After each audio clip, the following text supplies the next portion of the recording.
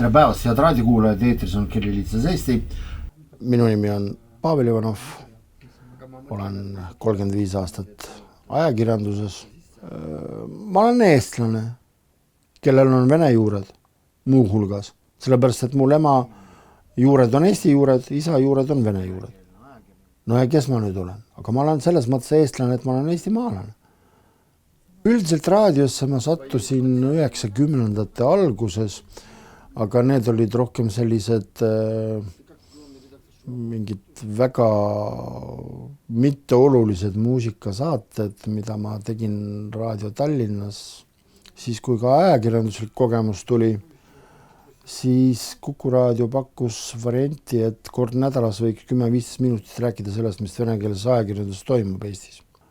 Ja sellest aastatega, paari aastaga sisuliselt kujuneski välja täismahuline tunnine eetrisaade Kirillitsas Eesti.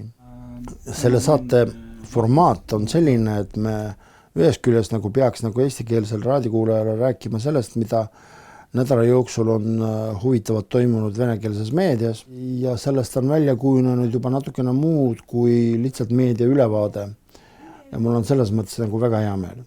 Me üritame edastada just neid teemasid või siis neid küsimusi, mis on vene kogukonna jaoks praegusel hetkel aktuaalsed.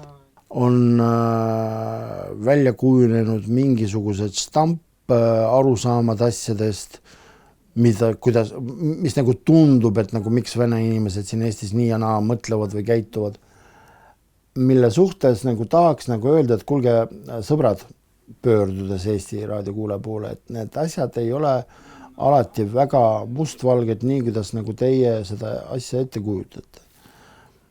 Ja dissonants tegelikult seisneb selles, et kui mul on neljapäeviti on see Kuku Raadio ja reedeti ma tulen Raadio 4 venekeelse auditooriumi jaoks sisuliselt nendel samadel teemadel vestlema kolleegidega.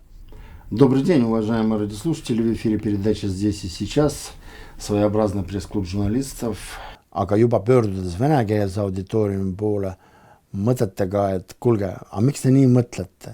Sellest minu jaoks seisnebki nagu selline integratsiooni, ma ei oska öelda, kas väljakutse või mitte, et oleks parem arusaam ühel auditooriumil asjadest, parem arusaam teisel auditooriumis asjadest, aga üldkokkuvõtte me ikka räägime ühest ja samast Eesti suures plaanis, Eesti teemast.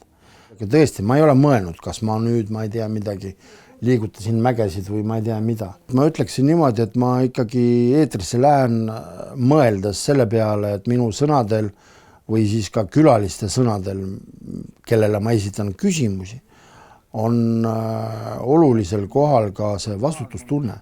Et ma ei saa endale lubada mingisugused labased provokatsioone.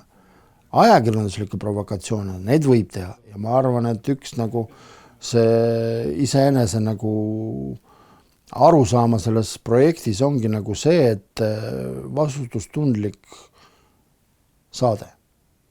See ongi nagu kõik.